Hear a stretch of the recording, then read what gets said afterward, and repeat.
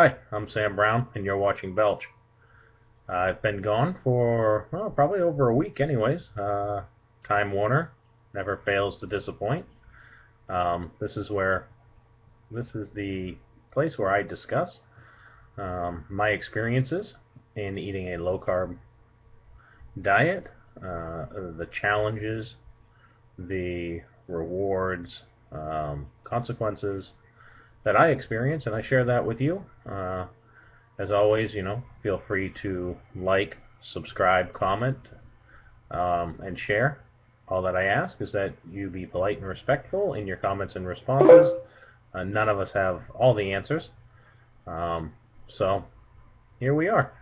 Like I said, Time Warner, said one thing, did another. Internet was down here for several days. Made it real difficult to upload stuff. The spring semester has started up, so back in school, back in college. I'm also work is pretty much full time right now. Self-employed, so when the work comes, you take it. That being said, that, or at least that brings up a topic, the topic of what to eat when your schedule becomes constrained. That always makes it difficult on any diet. Doesn't matter if you're eating low fat, caloric restriction, low carb. Doesn't matter. The busier you are, the less time you have to plan ahead, the more difficult making good choices becomes. I have, low carb's not too difficult. It's been around long enough now. Actually, a lot of like fast food chains. If you go to, say, get a burger or something like that, they have, you can order it with no bun. If you tell them that you're avoiding carbs, quite often, they kind of have an idea of what you're looking for. When it comes to fast food joints and chicken, they have unbreaded options. Then salads, things like that, are always available. Leafy greens, low in carbs, still nutritious. So there are things that can be done. There are things to be careful of. Obviously the buns on the burgers, or on the chicken sandwiches, or things like that. Obviously, red flag. Condiments also tend to be, in fast food places, tend to be full of sugar, not just ketchup. Sometimes other things that all kinds of stuff. Sauces quite often are right full of sugars. So watch out for those. Avoid them. Use things like mayonnaise or oil, vinegar. If with salads, salad dressings are another big one. It's tough to know exactly how many carbs are in it. Quite often, even in regular restaurant chains, stuff like that, they really, they have a lot of sugar in them. So me personally, I don't mind eating a salad with it, nothing but salt and pepper. Mayonnaise is always an option. If oil and vinegar, what's in that. And then on top of that, you need to, you kind of need to get familiar with how many carbs are in, and serving size. That's a tough one, because they're going to bring out a 1 ounce or a 2 ounce souffle with your salad dressing. So even though you might not have the exact information, say it's a Parmesan peppercorn or something like that, if you're familiar with name brand stuff that's sold in the supermarkets. That should give you an idea of calorically what the makeup is of a restaurant dressing, and obviously serving size.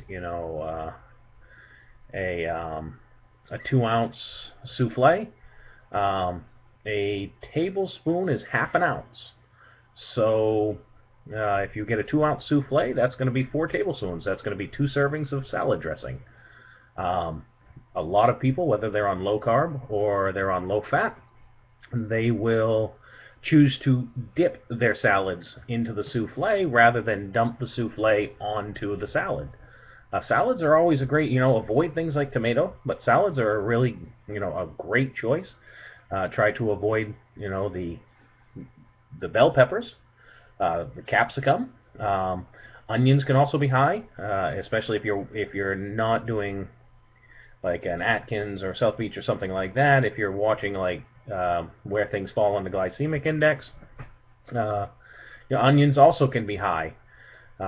Green leafy vegetables, baby spinach, arugula, leaf lettuce, romaine, iceberg, all of those are really low, high in fiber. The darker the greens, the more phytonutrients.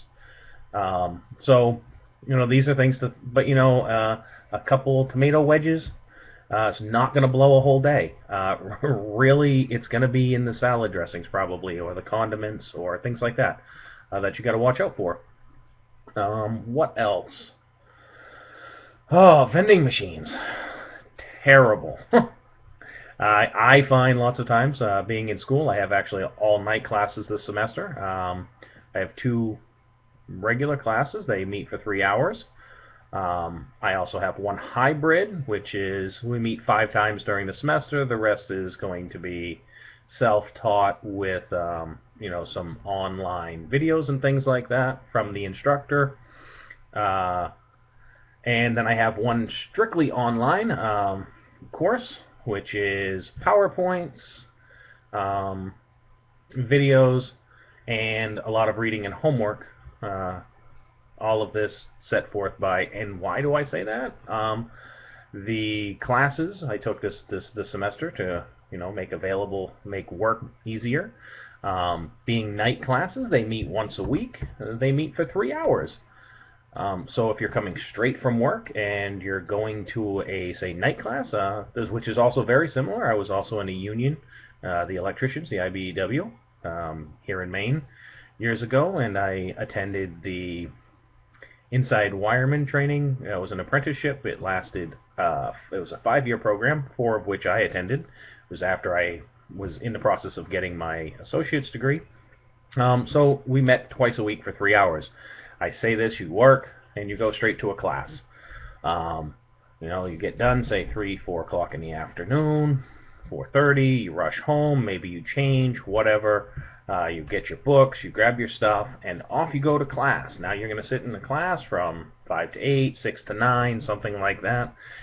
You're probably going to get hungry. And if you're in most colleges, if the cafeteria is closed, I know at least at the college I go to, cafeteria closes at 7:30, which is typically around the break time, so sometimes there are some options there, but even there it can be slim pickings. Carbohydrates are king in the American diet, so chips and things like that. Sodas are going to be right out in the foreground, especially that's what college students tend to want, especially the younger ones. Vending machines. I find for myself, I just try to, sometimes you'll get lucky and there might be some beef jerky or something like that. Most of it's going to be carbohydrates. So really the options are very slim when it comes to vending machines. Sometimes you get lucky, but there might be some nuts in there, some cashews or something like that. Another great source of protein and fats. I end up finding myself drinking diet soda. I try to avoid diet soda, but if you're hungry, and you need to put something in your stomach to get you through the class, maybe you can have something to eat when you get home. 16 ounces of diet soda goes a long ways, especially with a little bit of caffeine in it. The caffeine can act as an appetite suppressant. I don't tend to consume caffeine. I'm decaffeinated. That being said, though, night class, sometimes it's what you have for an option. If it's what gets you through. There's a lot of bad press about aspartame and other artificial sweeteners. But this is, is it more important to stick with your diet plan, and have the occasional diet soda, moderation, or is it more important that you either go hungry or eat something that's going to, kind of blow your carb intake for the day? Choices everyone has to make. I think that's about it. well, I thank you for watching, and I encourage you to come back. Have a good day.